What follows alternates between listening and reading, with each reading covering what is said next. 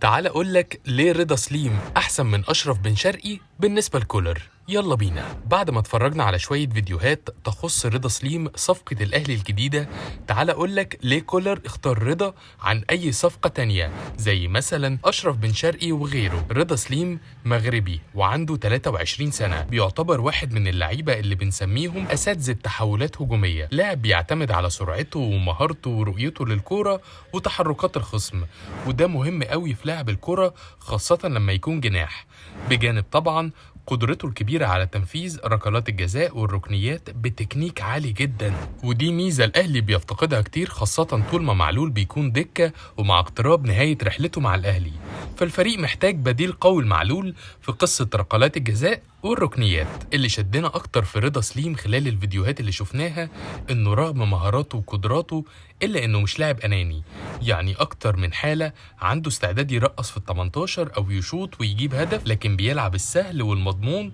والباص يروح للمهاجم على خط المرمى.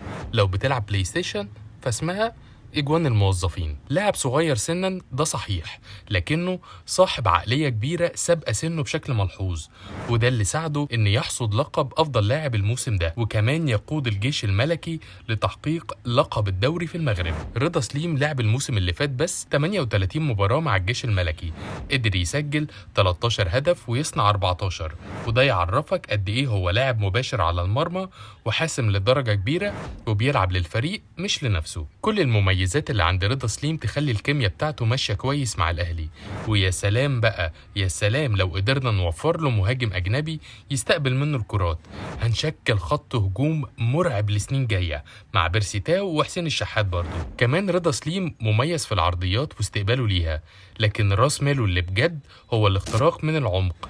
لاعب بيعرف ينقل فريقه في كسر من الثانية، وعلى مستوى التصويب فهو لاعب دقيق جدا وأهدافه جميلة وغير متوقعة، ودي الرؤية، بيعرف يصوب من وضع الحركة ومن زوايا صعبة جدا. من الآخر بيعرف يسرق المدافعين كويس جدا. طب وكولر؟ مارسيل كولر قرر يشتغل بطريقة الفكر الأوروبي، رسم خطة على الأرض وحدد احتياجاته الموسم اللي جاي، وعشان كده أنا متوقع إن رضا سليم هيبقى فتى مارسيل كولر المدلل، يجعل في وشك القبول وفي رجلك الأهداف. لاعب صغير في السن وسريع، قدراته على التحول من الدفاع للهجوم مبهرة، قابل للتطور وشغوف بالأهلي، وحماسه بتحقيق إنجازات كبيرة بسبب صغر سنه عالي جدا.